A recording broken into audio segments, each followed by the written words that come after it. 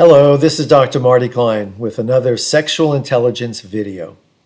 Today I'd like to talk about vaginas.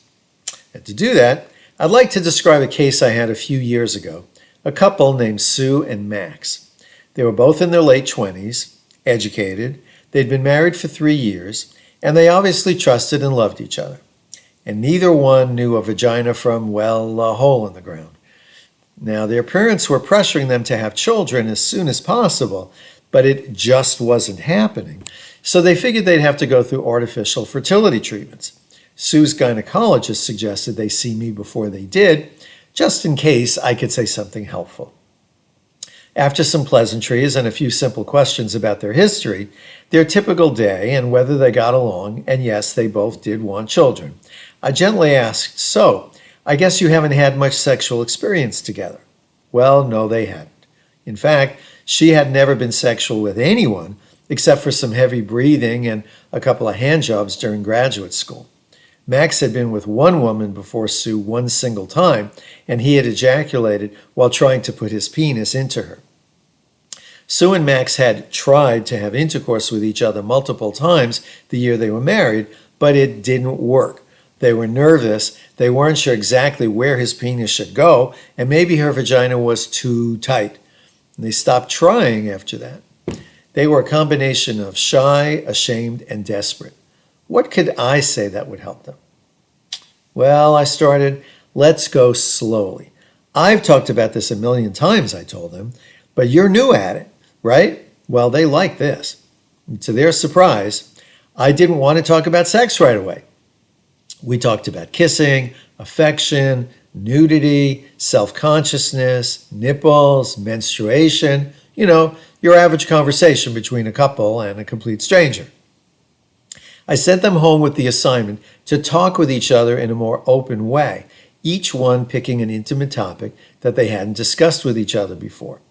The following week when they came in, we talked about arousal, pleasure, and physical discomfort. I explained that if they did things that got them aroused, they could simply enjoy that without having to have sex, or intercourse as we started calling it. This was a revelation to them, pleasure for its own sake. So I made it their homework. If you're comfortable with that, I said. Well, sooner than they expected, they were. Then it was finally time to talk about vaginas, because this was the big mystery for both of them. I felt sure that we would get to the labia, the clitoris, and the rest of her vulva and his genitalia, but right now they were both really curious about her vagina. Okay.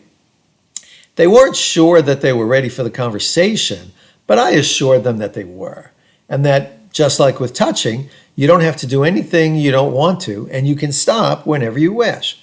They liked the sense of control that this gave them, and they liked the way I equated sexual agency and verbal agency. Feeling like a grown-up is what we decided to call it. Well, gradually but perceptibly, they were increasingly ready to talk about sex. Since neither of them had ever looked at Sue's vulva, or Max's penis for that matter, I took out a large laminated line drawing. I showed them the vagina, its opening, its ridged interior ending at the cervix, the way its length could ooze lubrication when aroused, and the muscles wrapped around it. On that same wonderful old line drawing, I introduced them to the other adjacent organs that are not the vagina, such as the labia and the clitoris. I promised we would get back to them. For now, they needed to not be so intimidated by the whole business, and that meant bringing vaginas down to human scale. So their next homework was for both of them to get to know Sue's vagina better. And for that, they needed some time, some light, a mirror, and permission to giggle, and permission to stop if they felt like stopping.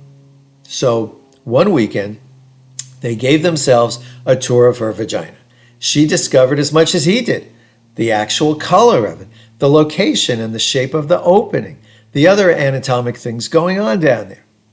For their next home assignment, with the samples of lubricant that I'd given them, they took turns gently stroking a finger on the outside of Sue's vaginal opening.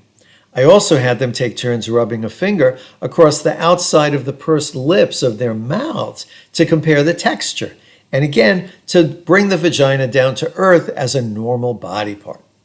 Well, they came back to the office full of discoveries and questions. They excitedly pointed to the line drawing themselves. They had found where she peed from. They found where menstrual blood came out, where his penis would someday go. And by the way, the vaginal opening really was far away from her anus, just as I had predicted. Well, so far so good. Again, I was confident we'd get to the rest of her vulva soon enough. For now, they were eager and open, and I was not going to take them in a different direction. Back to the drawing, I pointed out that the vagina itself, call it a canal or a tube or a barrel or whatever, it's not at right angles to the woman's torso. That is, if a woman is lying on her back, her vagina doesn't stick straight down perpendicular to the bed. While they were digesting this news, I asked him if his erection pointed straight out from his body. Well, predictably, he said no.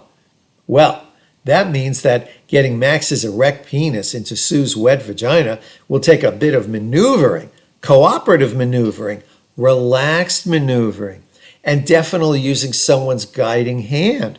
Whose hand do you think would be more helpful here? And they each immediately said, well, Sue's. Great.